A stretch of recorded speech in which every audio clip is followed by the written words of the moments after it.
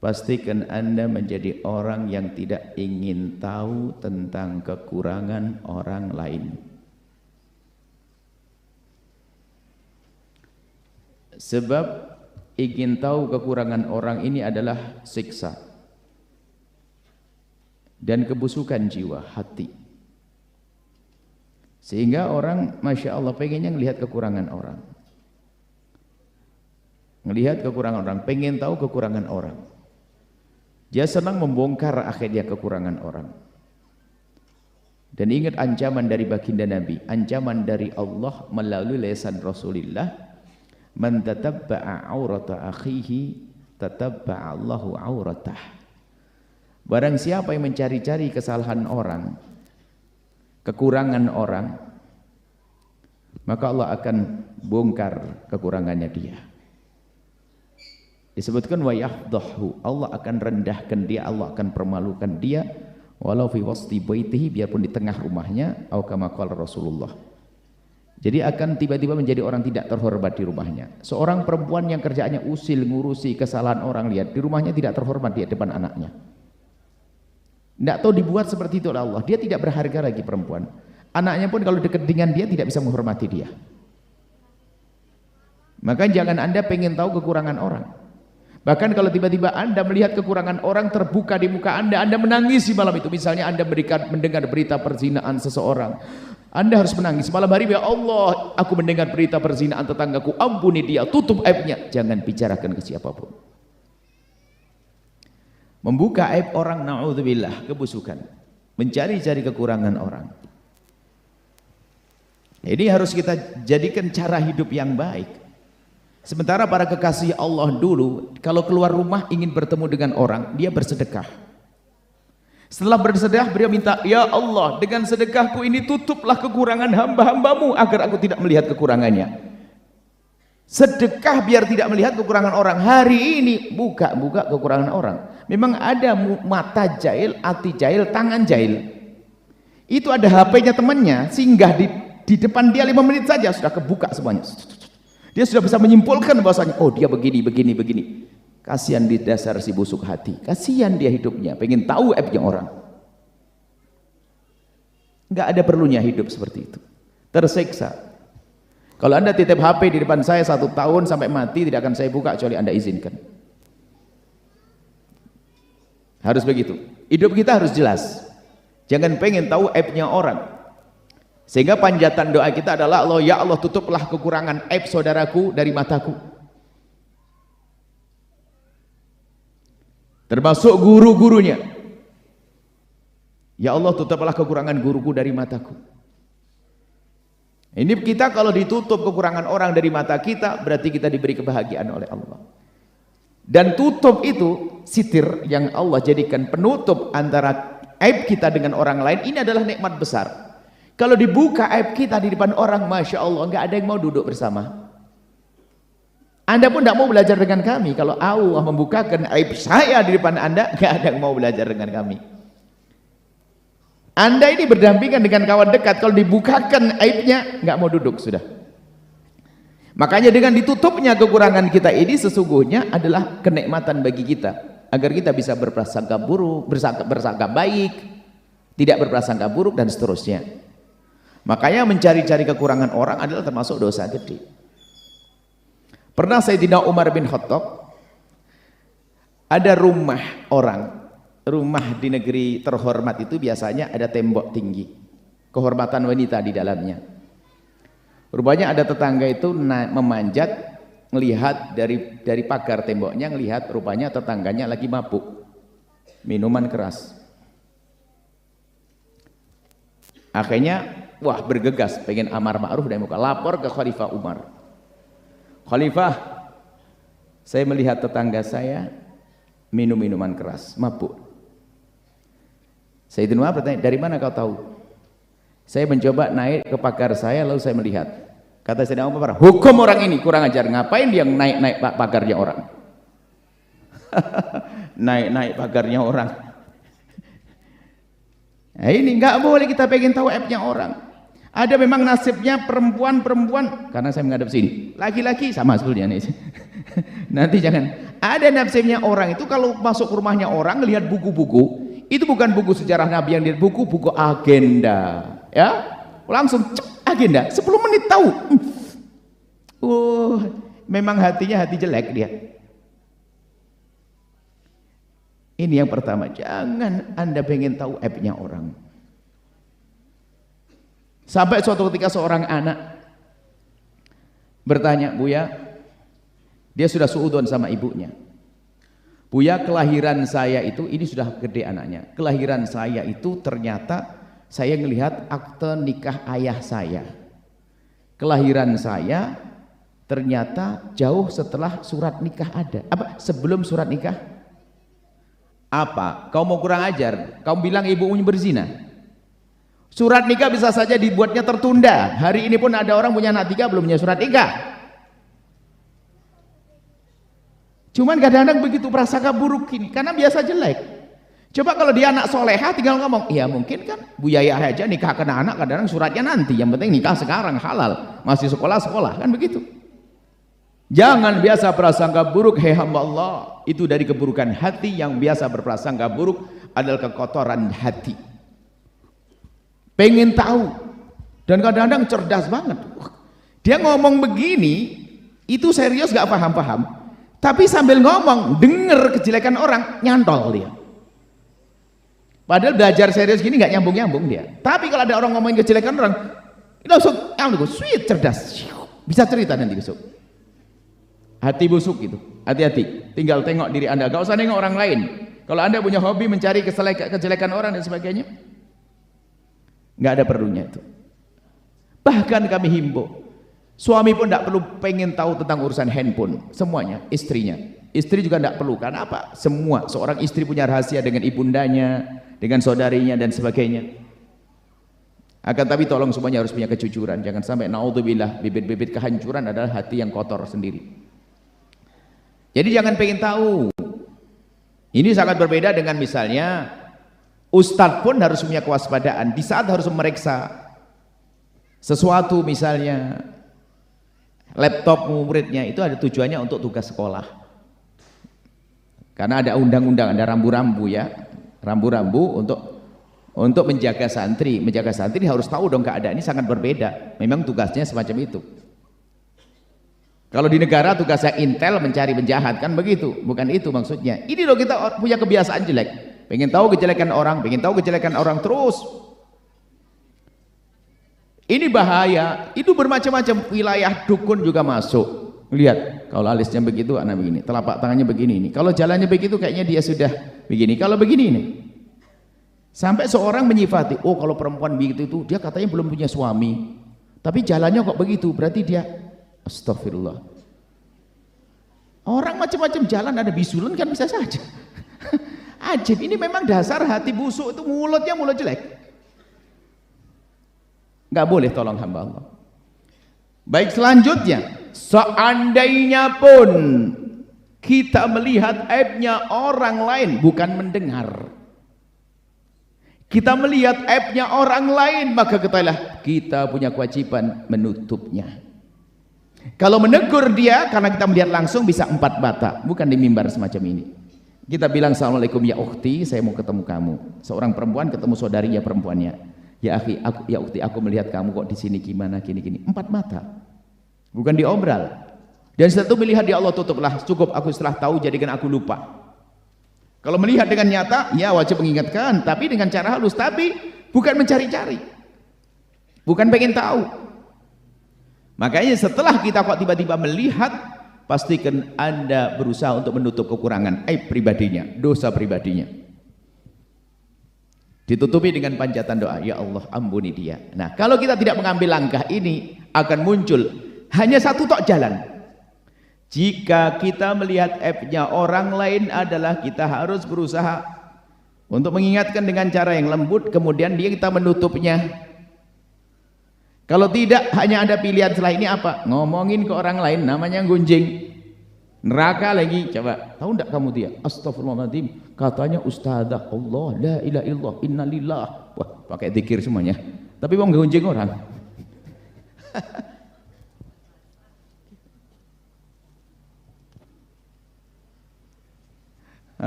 Masya Allah. Seperti itu. Jangan sampai kita tuh punya sifat-sifat jelek kalau melihat aibnya orang lain. Apalagi kita mohon maaf. Paling sedih adalah kalau kita melihat aibnya orang yang sangat kita hormati.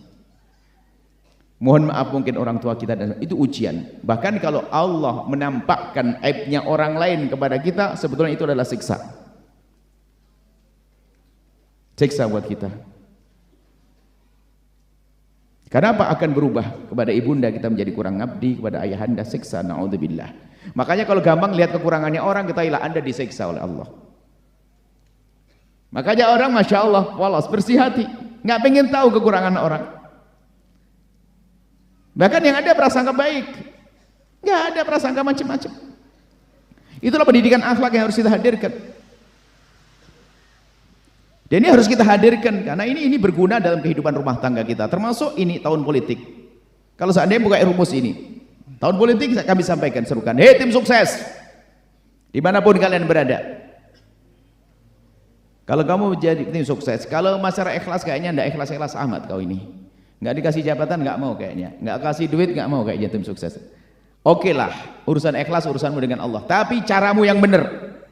Hei tim sukses, cukup sanjung sebut kebaikan bosmu, yang penting jangan menyebut kejelekan bos yang lain. Selesai sampai di situ. Ayo, kan enak. Ayo, kalau tim sukses begitu kan asik sudah. Kalau Anda punya calon, oke, Anda sanjung calonmu sesuai dengan pengetahuanmu, asalkan jangan bohong. Cukup sampai di situ, nggak usah nyebutkan oh calon itu begini-gini, nggak ada perlunya itu semuanya. Karena kalau kamu mencari kejelekan dia, sama bosmu jangan. Bosmu bukan malaikat kok, pasti ada kejelekan. Akhirnya bongkar-bongkaran. Akhirnya ini tradisi di sini dulu. Akhirnya orang terbiasa mencari kejelekan orang. Di saat sudah ada pemilihan presiden, lihat pemilihan ketua masjid pun jadi begitu. Berantem olok-olokan caci maki. Kenapa? Sudah biasa gaya hidupnya seperti itu, caci maki, olok-olokan mencari kekurangan orang. Jadi tolonglah, ayo kalau kita melihat kekurangan atau apa namanya aibnya orang lain, jadilah Anda pejuangnya untuk bisa menutupnya. Dosa pribadi ya dosa kepada Allah, bukan dosanya orang terang-terangan bermaksiat, itu beda. Orang mabuk di tempat tersembunyi, kita doakan semoga Allah mengampuni. Dengan sembunyinya itu dia sebenarnya malu dia. Nggak perlu Anda sebarkan, Anda dekati, Anda ingatkan dia. Sehingga dalam perzinahan bagaimana Islam menutup aib. Kalau ada dua orang ngintip melihat orang berzina, kemudian lapor ke mahkamah, Pak Hakim Islam, saya melihat orang berzina. Benar kamu lihat? Benar. Di mana? Di tempat itu. Benar, saya ngelihat begini. Berapa orang kau? 2 orang. Oh, 2 orang kau. Kau yang dicambuk 8. Kenapa? Nggak cukup dengan 4 saksi. Jadi begitu indahnya Islam itu menutup aib. Nah, ini jangan gampang dikit-dikit. Sekarang katanya saja sudah kayak beneran. Apalagi yang sering medsos itu, sering nyebar hoax. Hoax. Terserah. Karena saya tidak suka itu. Kan selagi tidak suka bebas terserah. Ketahuilah bahwa ini kan kehinaan. Ada apa hidup semacam itu? Nabi tidak mengajarkan hidup seperti hidup kita. Coba kalau melihat kekurangan orang, pastikan itu jadi bahan Anda menangis di tengah malam. Melihat tetangga Anda baik hati, tetangga Masya Allah rajin membantu kita dan sebagainya, cuman dia tidak sholat Jumat, tuh Anda menangis di malam hari. Ya Allah, itu tetanggaku baik kepadaku, cuman dia jarang sholat Jumat, padahal dia laki-laki yang sehat, nggak musafir di rumah. Ya Allah, ya gitu aja dulu. Nggak usah astagfirullahaladzim, ya Allah katanya sering bantu masjid, nggak pernah sholat Jumat. Kok merendahkan orang? Apa itu hidup orang seperti itu?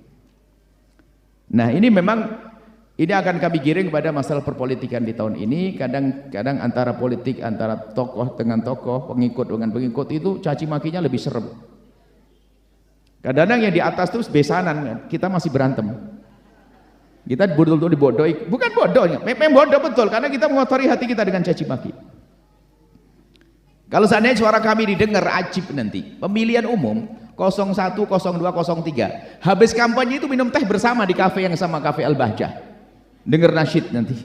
Itu, wah minum bareng teh bersama, gimana bosmu? Ya semoga baiklah. Bosku gimana? ya semoga aja gitu aja. Itu aja jadi enak. Sekarang sudah mulai bongkar-bongkaran caci maki. Jadi kayaknya pengen punya presiden yang malaikat, yang nggak ketemu. Turun dalam rumah tangga pun juga demikian. Masya Allah. Kalau sudah hati busuk, na'udzubillah. Seorang suami pergi kerja di Jakarta, tiba-tiba marah kepada istrinya, mau mencerai. Kenapa? Katanya apa? Saya mimpi kamu duduk dengan seorang laki-laki. Ini orang badah super kuadrat berapa itu? Oh, hanya mimpi saja. Ini berarti biasa dia tuh prasangka buruk. Prasangka buruk itu repot kalau Anda duduk dengan orang yang biasa prasangka buruk kepada Anda, itu capek Anda. Sebab orang biasa prasangka buruk itu kalau Anda menjelaskan sesuatu yang jelas, dia lebih senang melihat yang nggak jelas. Repot dijelaskan. Makanya jangan dekat sama orang suka prasangka buruk, sudah selamat tinggal. Bahaya. Anda jelaskan, nggak paham dia. Karena dia nggak pengen yang jelas. Husnudzon itu penting, makanya jangan suka prasangka buruk. Nah, ini rentetan kekotoran hati ini macam-macam, menggunjing, menfitnah. Prasangka buruk seperti kenyataan, menfitnah. Tahu enggak ibu itu? Astagfirullah, saya dengar begini, masya Allah. Tapi dia katanya mendengar saja, cuman astagfirullahnya serius. Astagfirullah. Innalillah. Dan itu yang banyak ibu-ibu. Ternyata di bapak-bapak juga banyak. Jangan gitu. Saya adil, Bu. Kalau ndak adil masakan asem, nggak gurih nanti. Insya Allah. Jadi macam-macam. Jadi media sosial, subhanallah. Saya itu kurang ngerti. Media sosial seorang perempuan tiba-tiba di apa status atau di apa namanya itu loh. Cobalah ada yang bantu saya. Kan ada kalau dilihat pertama buka layarnya kelihatan status, aduh pagi-pagi, ya Allah, oh, semoga saya sabar jadi istri yang sabar. Itu sebenarnya dia mau ngomong suamiku tuh kurang ajar. Kenapa kok pakai WA itu? Kok bodoh banget? Kalau saya baca sudah ngerti, ini nggak bener nih orang. Ya Allah, semoga Allah memberikan kesadaran kepada suamiku. Ya Allah, semoga matanya terjaga. Berarti matanya jelalatan ya. Orang tuh cerdas loh bacanya pakai rasa. Jadi kalau nulis itu yang baik, bikin status ya, status yang baik. Saya tidak tahu status, status bersuami ya. Itu saya status WA itu saya tidak pernah urusan. Makanya tak tahu WA saya itu gambarnya apa statusnya. Gambar apa itu tidak paham statusnya. Jangan-jangan gambar apa gitu ya. Tolong dilihat lah. Bu Yahya statusnya aneh kan tidak ngerti nanti. Itu bukan saya yang buat ya. Kalau ada aneh-aneh. Cobalah kita perlu belajar hati yang benar, kepada suami prasangka baik, pada istri prasangka baik. Jangan disebut. Kemudian untuk suami istri coba. Jika engkau melihat kekurangan pasanganmu, pastikan engkau tidak akan menyebutnya sampai kamu mati. Hebat. Pasanganmu tuh manusia loh ya, pasti ada sebab kalau kamu menyebut kekurangan pasanganmu, dia akan sakit hatinya, tersinggung perasaannya. Ketersinggungan itu menggugah dia untuk mencari, untuk membalas. Kamu juga gitu bang. Dibilang yang, pakai yang lagi. Kenapa sih yang hidungmu kayak begitu? Kan kurang ajar. Sebelum nikah pun sudah tahu hidungnya begitu, sudah nikah kenapa ngomong begitu? Ini kan kurang ajar banget. Dia tersinggung. Iya bang, kenapa mulut abang juga begitu? Kan balas. Makanya kalau sudah menyebut kekurangan pasangan akan membalas. Sehingga maka terjadinya ribut di rumah tangga dari hal kecil kayak begini. Sehingga caci maki jadi biasa. Sampai kita melihat orang katanya soleh banget. Oh kopiahnya tuh necis, kopiahnya rapi, bajunya rapi, tapi istrinya nangis bu ya. Tidak ngomong kecuali nyelakit. Ustadz bu ya. Kenal Buya enggak? Deket sama Buya. Ustadz tapi kira deket sama Buya. Kalau ngomong deket sama istrinya, wah ini Ustadz gombal. Ini ada ibu ngadu, dia sering ketemu Buya, deket sekali dengan Buya. Pak, dia minta, makanya saya ngomong ke Buya tuh yang bisa nasihati Buya. Aduh pusing lagi ini. Sebab kalau di depan Buya kan masya Allah kayak malaikat gitu ya. Yang ngadu istrinya, istri saya, suami saya ngomong tentang nasab saya, tentang mulut saya, tentang mata saya, rambut saya. Kalau habis tidur kan nggak sisiran Buya, itu sudah langsung dibilang kamu kayak genderuwo. Ajib. Mungkin dia tidak sadar kalau dia kayak demit. Saya tidak senang laki-laki begitu. Itu ada dalam hidup kayak begitu. Kenapa kok seperti itu, hamba Allah? Makanya hidup paling indah adalah mengikuti petunjuk baginda Nabi Muhammad SAW. Termasuk aib pribadimu, sudah Allah menutup aibnya, Allah mengajari kita menutupnya aibnya orang. Maka Anda jangan buka aib diri Anda sendiri. Yang lalu biar berlalu, masa lalu yang kotor, mungkin dulu pemabuk, sudah biarkan yang lalu. Sekarang jadi seorang laki-laki soleh. Dulu mungkin pernah judi, sudah yang lalu. Termasuk mohon maaf ini aib yang naudzubillah zina. Kehinaan zina. Zina hanya dilakukan oleh orang yang biasa dengan kehinaan. Begitu mudahnya hari ini orang kepleset dalam zina, syahwat, naudzubillah. Orang mulia susah melakukan itu, ada pintu halal. Sebelum saya bicara tentang aib zina, saya bicara tentang wanita mulia. Wanita mulia itu susah berzina. Tadi saya cerita kepada anak santri putri tentang kemuliaan seorang wanita itu ada, biarpun belum kenal agama, kemuliaan diri wanita itu ada. Punya harga diri. Kita tahu Sayyidina Nabi punya paman yang namanya Sayyidina Hamzah. Paman beliau yang sangat beliau cintai. Sayyidina Hamzah itu dibunuh oleh Wahsy. Ditombak oleh Wahsy. Dan Wahsy itu menombak membunuh Sayyidina Hamzah demi mendapatkan kemerdekaan atas sayembara. Yang mengadakan sayembara ini perempuan, namanya Hindun. Hindun itu perempuan yang hebat, perempuan yang ternama, terhormat, maksudnya tersohor. Mungkin kalau sekarang public figure. Sehingga kalau laki-laki berperang itu, kalau sudah dengar suaranya Hindun tuh nggak ada yang berani mundur. Nahnu banatut thariq namshi andan nawarik namarik. Dia selalu menyenandungkan syair-syair yang menjadikan orang maju berperang.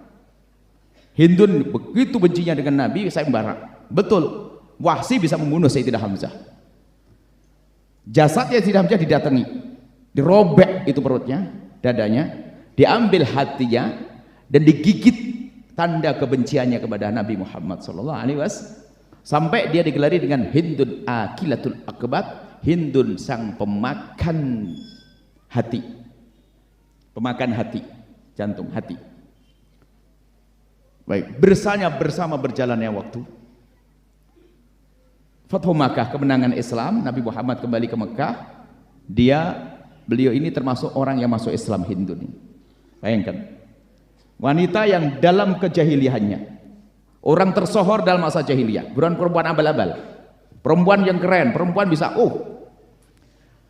masuk Islam, lalu datang kepada baginda Nabi. Seperti kebiasaan Nabi, mengajari yang baik, diajak berjanji. Berjanjilah kalian wahai wanita, termasuk Hindun. Berjanji untuk apa ya Rasulullah? Berjanjilah kalian untuk tidak menyekutukan Allah. Ya, kami sudah beriman, kami berjanji tidak akan menyekutukan Allah. Berjanji apa lagi Rasulullah? Berjanjilah kalian untuk tidak minum minuman keras. Maka mereka mengatakan, Hindun berkata, kami berjanji untuk tidak minum minuman keras. Berjanji apa lagi Rasulullah? Berjanjilah kalian untuk tidak memutus tali persaudaraan. Berjanjilah kalian untuk tidak berjudi. Kami berjanji untuk tidak berjudi, dan seterusnya. Kemudian terakhir Nabi mengatakan, Hindun bertanya, ada lagi ya Rasulullah? Nabi menjawab, ya. Berjanjilah kalian untuk tidak berzina. Di saat diajak berjanji untuk tidak berzina, agak menolak, ini si Hindun terkaget. Ya Rasulullah, adaznil hurratu. Ya Rasulullah, apakah kebayang orang seperti saya ini melakukan zina sehingga harus berjanji untuk tidak berzina? Padahal dia baru masuk Islam, ternyata di masa kekafirannya tidak kenal perzinaan. Karena dia ngerti kemuliaan dirinya. Nggak bisa disentuh oleh kaum laki-laki, kecuali suaminya. Ini belum masuk Islam, punya harga diri. Adaznil hurratu, apakah seorang merdeka seperti saya kebayang untuk berzina? Enggak terima di saat diajak berbaiat untuk tidak berzina. Kenapa? Enggak kebayang zina dalam otaknya. Syahwat ada, tapi kalah dengan menjaga kehormatannya. Oh ya, ini belum masuk Islam, bayangkan. Dan memang kemuliaan wanita itu dia sendiri yang bisa menjaga. Nah, ini maka yang terjerumus adalah kehinaan. Maka pintu halal ada, kenapa masuk pintu haram ya Allah? Apalagi zaman-zaman media sosial dan sebagainya, orang kepleset dalam zina.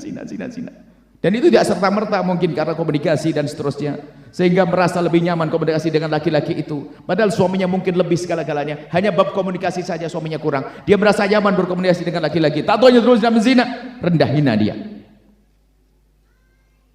Dan laki-laki pun demikian, na'udzubillah, takut pada Allah, zina adalah hina. Semua dosa begitu mudah dihapus. Kalau ada orang kafir masuk Islam namanya mu'allaf. Seorang cucu bangga, ibuku mu'allaf tahun begini, nenekku mu'allaf tahun begini, senang. Tapi kalau dengar berita nenekku berzina, malu dia. Aib yang nempel akan dijidat sampai kapanpun.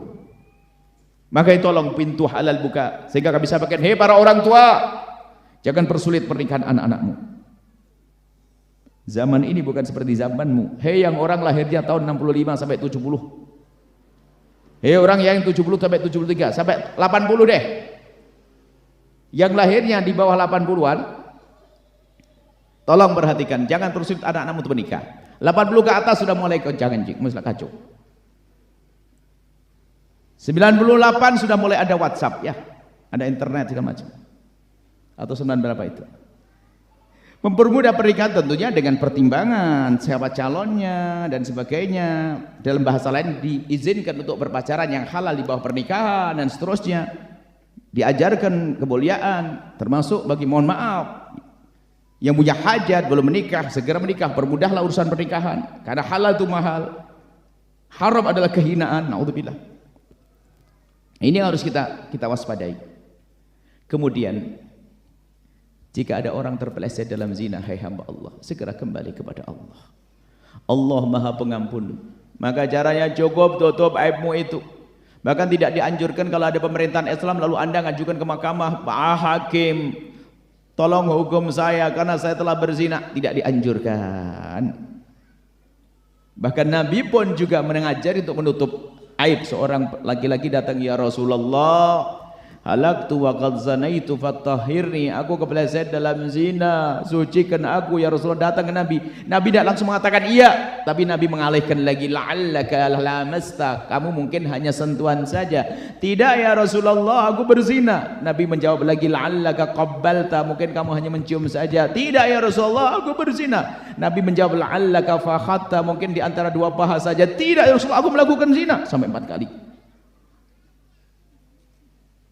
Baru Nabi menghukum. Artinya apa? Para ulama memahami aib itu harus ditutup karena ada anaknya di bawahnya. Ada suatu ketika orang datang kepada kami telah terlanjur menceritakan aib suaminya. Kau menceritakan aib suamimu karena kamu marah kan? Iya bu, ya suamiku keterlaluan, dia selingkuh dengan perempuan dan sebagainya. Kau punya anak? Punya. Apa kau tidak sadar kau hancurkan anakmu? Anakmu akan malu sepanjang hidupnya. Dia punya bapak berzina atas perintah ibundanya. Ayo, makanya anakmu bawa ke saya nanti biar psikologinya hidup. Jangan sampai anaknya diputus asa. Oh bapak saya begitu, ngapain saya jaga-jaga? Bapak saya kan tidak benar, ngapain juga? Wah ini bahaya sekali psikologi. Makanya ditutup aib itu. Ini ilmu yang paling penting di hari ini. Dibongkar, apalagi sekarang di media sosial, nggak bisa ditutup itu. Istrinya nyesel, aduh terlanjur. Iya, kamu telah menghancurkan anakmu sendiri. Dia bapaknya loh ya. Jangan hanya karena emosi, permasalahannya jarang ngaji. Sehingga ada sebagian istrinya dibongkar. Istriku telah berzina begini di media sosial. Astagfirullahaladzim. Kalau memang sampai dalam Islam, kalau memang kamu telah melihat dengan bukti nyata dengan matamu seyakin-yakinnya istrimu telah melakukan kehinaan zina, cukup kau cerai, ajarkan untuk menikah dengan yang baik dan kau nikah yang lainnya, selesai. Nggak usah diobral. Itu adalah berangkat dari dendam itu. Kalau mau istrinya tidak benar, ya sudah, semoga adalah baik dengan wanita laki-laki lain, selesai. Dicerai tanpa harus membongkar aibnya. Kenapa? Ada anak di dalamnya, ada keluarga di dalamnya. Masya Allah. Ini ilmu termasuk masalah aib tadi. Kemudian, bagi yang pernah kepleset dalam zina, tolong segera ditutup. Jangan ceritakan kepada siapapun, kepada bangsa manusia. Manusia tidak bisa mengampuni, bisanya manusia hanya menggunjing dan mengolok serta merendahkan. Kecuali memang ada orang bertemu dengan orang karena mungkin tidak ngerti solusinya bagaimana. Ada banyak hal, mungkin sudah ada di perutnya ada sesuatu dan seterusnya. Dia ingin sembuh, dia ingin tapi nggak tahu jalan, bisa saja. Tapi ingat, harus dengan orang-orang benar. Dia orang soleh, orang takut kepada Allah, orang wara, orang bisa dipercaya, orang bisa menutup aib. Jangan diceritakan pada semua orang. Bahkan jika ada wanita yang hamil luar nikah, ketahuilah jangan sampai anaknya tahu kalau ibunya dulu berzina. Harus disetting yang cakep. Jangan sampai anak merasa terendahkan karena dia tidak punya apa? Ayah. Ini ilmu yang para ustadz mohon agar dimiliki oleh para ustadz. Hei ustadz dimanapun anda berada, jangan hanya ngajar fikih saja. Ngajar kesempurnaan akhlak ini penting. Ini kami sampaikan para ustadz, ini penting ilmu yang para ustadz harus punya. Sebab kalau sudah perempuan atau laki-laki sudah putus asa, mohon maaf, perempuan berzina, dihinakan di kampungnya, tidak diangkat, dia mau tobat susah. Kenapa? Orang sudah terlanjur memandang saya jelek, ngapain? Kalau perlu suamimu mau saya goda sekalian. Kan begitu, merusak orang, merusak satu kampung. Makanya pendidikan dalam Islam itu penting. Hei yang kepleset dalam zina, tutup aibmu sebisa mungkin. Tutup aibmu. Tidak usah bercerita kepada siapapun, mungkin kepada calon istrimu, nggak usah cerita kalau aku dulu masa lalu kelam dan sebagainya, nggak usah. Kau berperan sebagai wanita, laki-laki soleh yang tobat, selesai. Bukankah tobat dari dosa seperti orang tidak punya dosa? Wanita pun juga demikian. Ada sebuah kisah, ini nyata. Seorang perempuan menikah dengan seorang laki-laki. Perempuan ini sudah tobat, solehah, baik benar, menyesal. Perempuan baik pokoknya. Laki-lakinya baik, subhanallah, pernikahan yang indah. 6 bulan bahagia yang tidak bisa dikira. Bahagia yang luar biasa. Dan begitu bahagianya sang istri tersanjung dia. Nggak kuat dengan kebaikan suami, sehingga dia merasa bersalah, terus selalu berkata, abang ini tidak pantas buat saya, abang terlalu baik untuk saya. Enggak, kamu juga baik sayang, kamu soleha, kamu rajin tahajud. Enggak, abang tidak, saya tidak pantas untuk abang. Enggak. Besok lagi tanya, abang bisa nerima saya seutuhnya? Kamu gimana? Kamu istriku, kamu sayang soleh, rajin ibadah, rajin mengabdi. Suaminya puas betul dengan perempuan ini. Minggu berikutnya, ini sudah 6 bulan, setelah 6 bulan obrolannya, lihat kebaikan sang suami, sang perempuan ini semakin tersanjung, tidak mampu untuk menahan sesuatu yang ada di hatinya. Abang, benar abang bisa nerima saya apa adaku? Sayang, kamu tuh istriku, kamu baik, kamu sempurna bagiku. Enggak, saya jelek banget buat abang. Benar nih bang, emang kenapa sih dek? Saya kok merasa ganjil kalau tidak menyampaikan ke abang. Apa? Kamu baik kok, saya jelek. Emang kenapa sih dek? Bener abang bisa nerima saya padaku? Iya saya terima dek, kamu kan istriku. Bener bang, bener bang. Iya, saya merasa bersalah terus kalau saya ini tidak cerita ke abang. Apa sih kamu? Mulai ceritalah dia sambil menangis. Abang, dulu waktu aku sekolah SMA, saya punya kawan dekat. Terus saya dekat sekali dengan kawan saya bang. Dan ini kalau saya simpan saya merasa bersalah dengan abang. Terus kenapa? Karena begitu dekatnya saya dengan dia sampai terjadilah sesuatu. Suaminya nggak nyambung. Sesuatu apa? Hubungan apa? Saya melakukan seperti layaknya suami istri. Hah? Menangis kayak disambar petir tuh. Wanita solehah ternyata punya masa lalu sekelam itu. Laki-laki itu memeluk dia dan menangis dia. Dia tidak pernah gampang menangis menderu-deru, menangis dipeluk istrinya. Dan setelah itu istrinya dilepas, lalu dikatakan, sekarang kamu aku cerai. Dan pantas perempuan itu dicerai karena bodohnya dia, kenapa dia bercerita tentang masa lalunya. Inilah ilmu yang jarang dimiliki. Aib tidak boleh ceritakan pada siapapun. Jangan cerita kepada siapapun, laki-laki pun juga masa lalu. Akhirnya tidak kembali lagi sudah. Karena dia sangat mencintai dia. Makanya kalau dosa kepada Allah cukup mengadu pada Allah, nangis tiap malam tanda bukti. Dan yang serius kepada Allah, Allah Maha Pengampun. Urusan zina khususnya, kenangan-kenangan itu hapus, baju hadiahnya bakar itu semuanya, jam hadiah bakar, emas buang semuanya itu semuanya. Cukup Allah Maha tahu itu, gak usah cerita kepada siapapun dari hamba Allah. Ini termasuk ilmu. Jadi kejadian akhirnya ya pantas dibuang. Karena apa? Dia laki-laki baik, dia khusnudon, tapi dihancurkan oleh perempuan ini karena kebodohannya.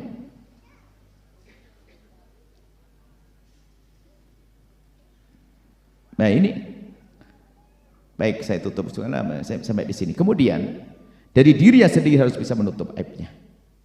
Masalah dosa kepada Allah bukan dosa zina. Mungkin dulu jarang melakukan sholat, dulu pernah berjudi, katanya sudah tobat dari mabuk. Saya sih dulu biasa 2 kerat habis. Ngapain cerita-cerita?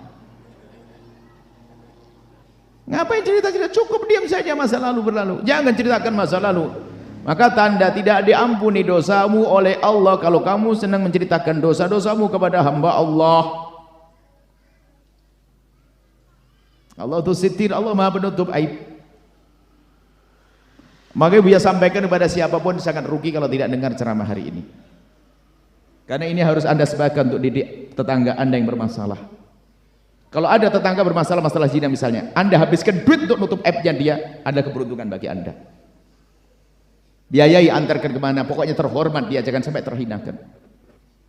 Sebab perzinaan khususnya kalau sudah di masyarakat misalnya, apalagi orang itu terhormat, dia tersebar bahasanya dia zina, anaknya orang terhormat. Akhirnya apa? Menjadi contoh jelek buat yang lainnya. Oh, dia anaknya ustadz aja begitu, apalagi saya. Sehingga dikatakan kalau sudah wabah zina merebak, kehancuran akan Allah turunkan. Makanya rasa malu perlu dibangun. Malu melakukan zina, di saat zina pun rasa malu setelah itu. Kalau sudah perempuan tidak punya rasa malu, bayangkan. Seperti mohon maaf meletakkan kehormatannya di jidatnya.